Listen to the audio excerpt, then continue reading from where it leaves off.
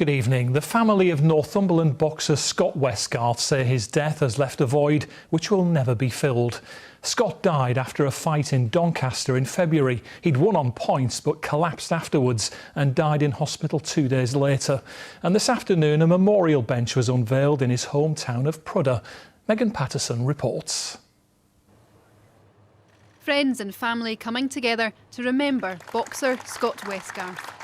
It's so cruel because he was so full of life. I mean, the void he's left it'll just never, ever be filled. Scott died after 10 rounds in a light heavyweight contest in February. He'd beaten his opponent, Dick Spellman, on points and gave this interview after the fight. I do it for the fun, not because I think I'm going to be a world-class fighter. I just do it purely for entertainment, you know, and I'm glad we can put on a show and keep everybody entertained. But afterwards he collapsed. He died in hospital. His friends today remembering his enthusiasm for his sport. Always had a smile on his face. He'd instantly cheer you up when you saw him, and you know, just someone you'd want to be around all the time. He trained hard, he worked hard, just a genuine person to be around. Scott moved to Sheffield to work and train, but the memorial in the town where he grew up will provide some comfort. I mean, I don't have to sit on the bench to be with Scotty, but I will, you know, because it's for our Scotty, you know. And it's hard, it's emotional, obviously, but it's just so lovely that, you know, that people have come down just to say hello to him, you know, really. This week, Scott's family will come together at his bench to mark his 32nd birthday. Megan Patterson, BBC Look North, Prudder.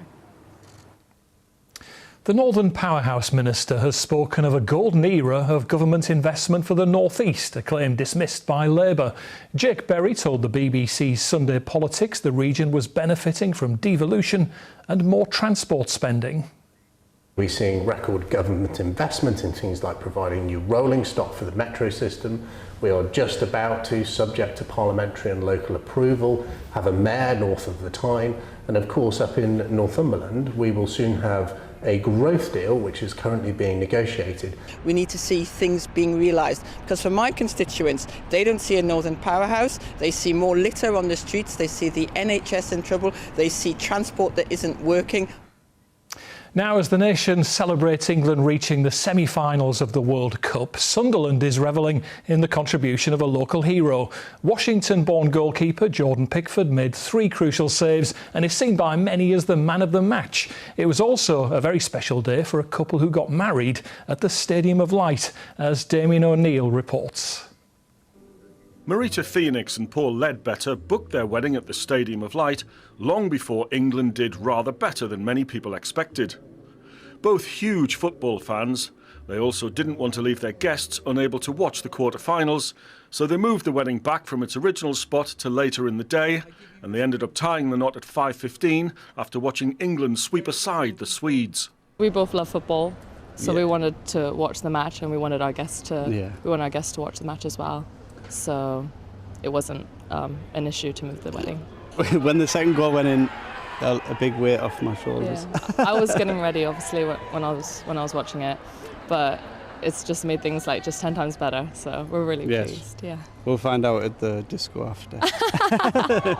Meanwhile, over the river at the Sunnyside Festival, the jubilant England fans were singing the praises of the local lad who pulled off 3 outstanding saves to keep a clean sheet against Sweden. It's the man, isn't it? It's the boy from home. He's made some tremendous saves.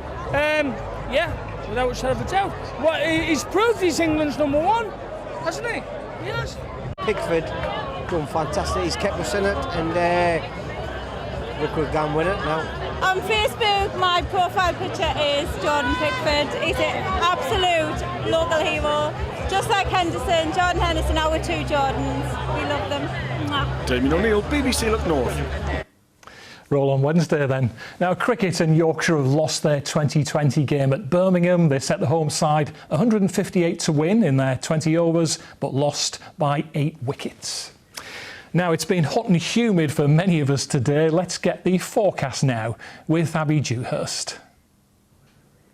Hello there. Well, high pressure in the driving seat for the whole of this week, so it's going to stay mostly dry and settled, but a fresher feel as we start the week, warming up towards the end though.